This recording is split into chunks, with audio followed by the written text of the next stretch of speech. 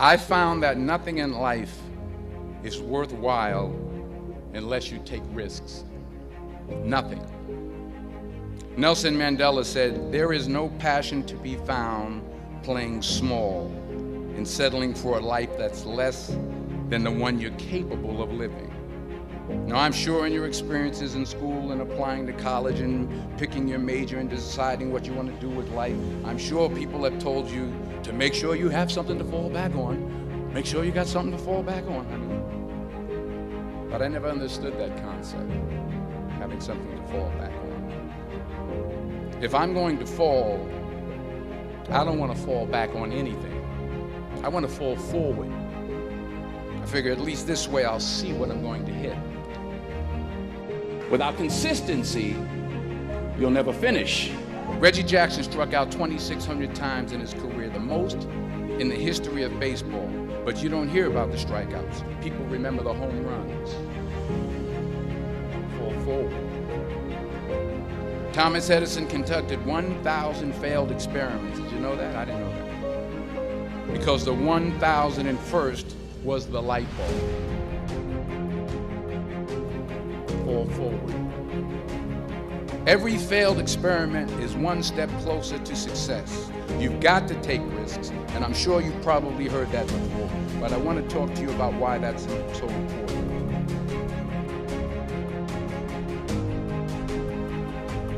You will fail at some point in your life. Accept it. You will lose.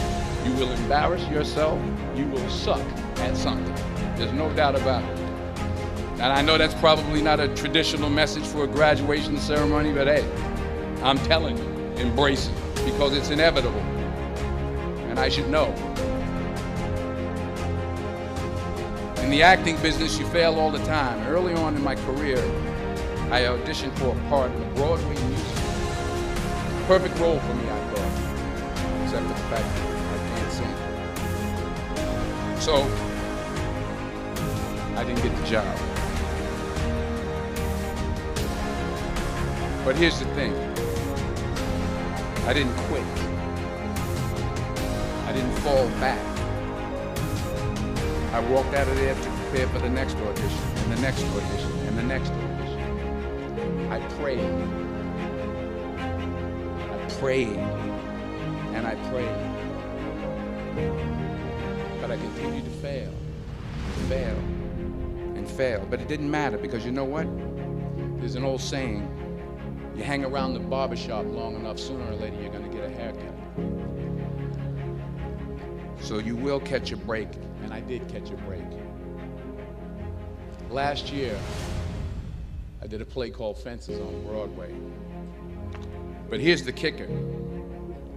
It was at the Court Theater. It was at the same theater that I failed that first audition 30 years prior. The point is, every graduate here today has the training and the talent to succeed. But do you have the guts to fail? Here's my second point about failure. If you don't fail, you're not even trying. I'll say it again. If you don't fail, you're not even trying. My wife told me this great expression. To get something you never had, you have to do something you never did. It says, imagine you're on your deathbed, and standing around your deathbed are the ghosts representing your unfulfilled potential. The ghost of the ideas you never acted on, the ghost of the talents you didn't use. And they're standing around your bed, angry, disappointed, and upset. So I ask you today, how many ghosts are going to be around your bed when your time comes? All right, now here's my last point about failure. Sometimes it's the best way to figure out where you're going. Your life will never be a straight path. I began at Fordham University as a pre-med student.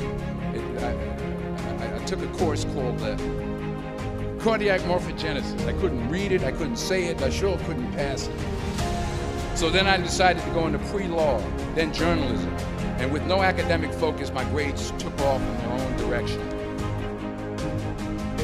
I was a 1.8 GPA, and the university very politely suggested that it might be better to take some time off. I was 20 years old. I was at my lowest point. And then one day, and I remember the exact day, March 27, 1975, I was helping my mother in her beauty shop. My mother owned a beauty shop up in Mount Vernon. And there was this older woman who was considered one of the elders in the town. I didn't know her personally, but I was looking in the mirror, and every time I looked at the mirror, I could see her behind me. She was staring at me. She just kept looking at me. Every time I looked at her, she kept giving me these strange looks.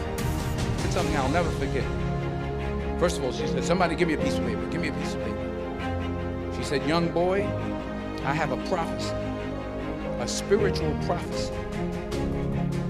She said, "You are going to travel the world and speak to millions of people."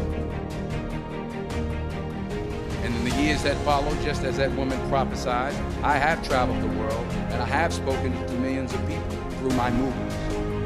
Millions who up till this day couldn't see me. Who up till this day I couldn't see while I was talking to them, and they couldn't see me. They could only see the movie.